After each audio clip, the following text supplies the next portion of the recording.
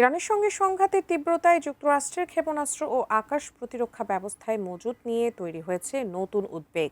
গত ফেব্রুয়ারি থেকে চলা দুই দেশের মধ্যে এই সামরিক সংঘাতে এবার অস্ত্র সংকটে পড়েছে বিশ্বের সবচেয়ে শক্তিশালী যুক্তরাষ্ট্রের সামরিক বাহিনী। এ নিয়ে ইতোমধ্যে শুরু হয়েছে বড় ধরনের আলোচনা, কিন্তু অস্ত্র সংকট কাটাতে কতটা সময় লাগবে এই পরাশক্তির, বিস্তারিত জানাচ্ছেন সাদিয়া সিদ্দিকা।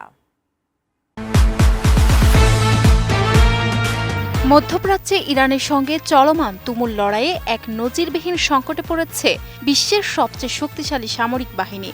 রণক্ষেত্রে ক্রমাগত ক্ষেপণাস্ত্র বর্ষণের জেরে যুক্তরাষ্ট্রের আকাশ প্রতিরক্ষা ও দূরপাল্লার অস্ত্রের মজুত দ্রুত ফুরিয়ে আসছে। সামরিক বিশ্লেষকদের কপালে এখন চিন্তার ভাঁজ। তাদের আশঙ্কা, এই যুদ্ধ দীর্ঘায়িত হলে ভবিষ্যতে চীন কিংবা উত্তর কোরিয়ার মতো পরাক্রমশালী প্রতিপক্ষের মুখোমুখি দাঁড়ানোর সক্ষমতা মারাত্মকভাবে হারাবে ওয়াশিংটন। সম্প্রতি মার্কিন প্রেসিডেন্ট ডোনাল্ড ট্রাম্প ইরানের সঙ্গে যুদ্ধবিরতি শেষ ঘোষণা করার পর এই ভূ রাজনৈতিক উদ্বেগ আরও নাটকীয় রূপ নিয়েছে। Center for Strategic and International স্টাডিজের খতিয়ান বলছে, যুদ্ধের প্রথম ধাপেই মার্কিন বাহিনী কয়েক হাজার দূরপাল্লার ক্ষেপণাস্ত্র আকাশে উড়িয়েছে।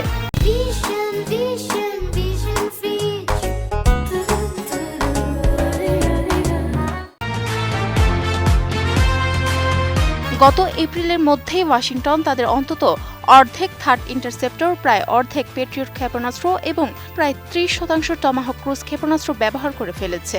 সিএসআইএস এর প্রতিরক্ষা বিশ্লেষক ও অবসরপ্রাপ্ত মেরিন কর্নেল মার্ক কানসিয়ান সতর্ক করেছেন, এই গতিতে চললে মার্কিন অস্ত্রের খালি ভান্ডার ইন্দো প্যাসিফিক অঞ্চলে নতুন নিরাপত্তা ঝুঁকি তৈরি করবে।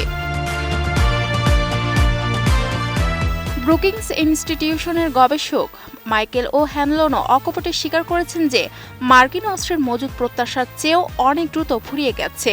এই শূন্যতা পূরণ করা এখন পেন্টাগনের জন্য এক অসম লড়াই। বর্তমানে তারা প্রতি মাসে গড়ে মাত্র 15টি টমাহক ও 20টি নতুন পেট্রিয়ট ক্ষেপণাস্ত্র পাচ্ছে। আরও উদ্বেগের বিষয় হল 2026 সালে নতুন কোনো থার্ড ক্ষেপণাস্ত্র পাওয়ার সম্ভাবনাই নেই। সাবেক পেন্টাগন কর্মকর্তা অ্যালেন ম্যাককাস্কার জানিয়েছেন, আগের অবস্থানে ফিরতে যুক্তরাষ্ট্রের 2 থেকে 5 বছর পর্যন্ত সময় লেগে যেতে পারে। অথচ যুদ্ধ শুরু হলেও মার্কিন কংগ্রেস থেকে নতুন ক্ষেপণাস্ত্র উৎপাদনের জন্য অতিরিক্ত কোনো অর্থ বরাদ্দ মেলেনি বলে জানান বিশেষজ্ঞ জন ফেরারি।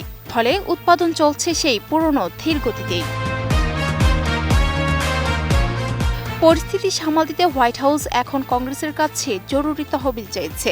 ট্রাম্প প্রশাসন ডিফেন্স প্রোডাকশন অ্যাক্ট ব্যবহার করে উৎপাদন বাড়ানোর মরিয়া চেষ্টা করলেও তার সুফল পেতে বহু সময় লাগবে। কারণ একটি পেট্রিয়ট কারখানা বানাতে জাপানের লেগেছে 3 বছর, আর জার্মানি 2022 সালে কাজ শুরু করলেও এখনও উৎপাদনে যেতে পারেনি।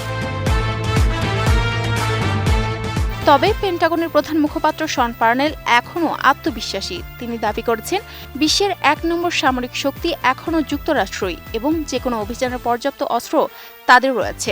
গবেষক ও হ্যানলনও মনে করেন, চীন বা উত্তর কোরিয়াকে ঠেকানোর ক্ষমতা এখন মার্কিনীদের আছে। তবে একটি নির্দিষ্ট বিন্দুতে গিয়ে এই সক্ষমতা ধসে পড়তে পারে। Sadia Siddika, ATN news.